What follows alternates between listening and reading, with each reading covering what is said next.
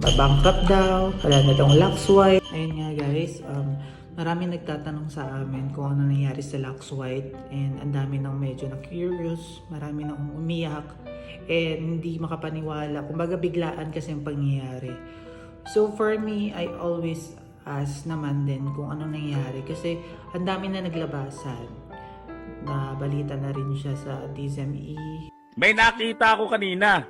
Kaya naging curious ako. Merong billboard doon sa EDSA. Ang sabi, paalam, Lux White. Tapos ang dami na posting.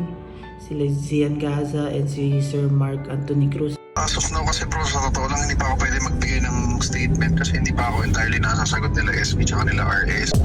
Nauubos yung mga products natin sa branches, hindi pa kami nakakapag-restock. Medyo nagulat na rin siya. Kasi tinawagan na rin niya yung admin ng Lux White. So, medyo nagulat sila kasi there's no any statement pa naman nangyayari.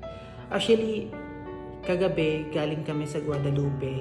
Naiyak din ako doon. And nung unang araw na nabalitaan ko, sobrang iyak na rin talaga ako. Kasi parang, mawawala na yung Lux White, Anyari, bakit wala nang, parang mag-discontinue na sila mag-produce ng Lux White hanggang March 15 na lang.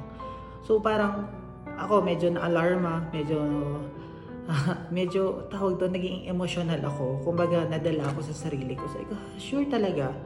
Kumbaga, ang daming umaasa, ang daming ng user ng Lux White kasi effective naman din talaga. And for me, ano nangyari? Ano bang meron? Yung iba, haka-haka nila, bankrupt daw, wala na daw Lux White, mga ganito, ganyan. And ako, I don't have any idea anong nangyayari kasi biglaan talaga. And actually, tinatanong talaga namin yung may-ari na, anyari po? Pero there's no any statement pang nilalabas. So, still, naghihintay pa rin ako kung anong statement. So, I hope so na lalabas na yung statement kasi medyo ayoko umiyak kasi kagabi pa ako naiyak din nung umaga. Kasi nga parang hindi pa rin ako mapakali. Kasi for me, nasanay na rin ako dito sa Lux White. Okay naman, wala namang problema. Tapos in just one snap, wala nang Lux White. Ganon. Then, wala pang information about it. Pero guys, abang-abang tayo. Kasi ang dami naman din naglalabasan. So, update lang natin kung ano nangyari.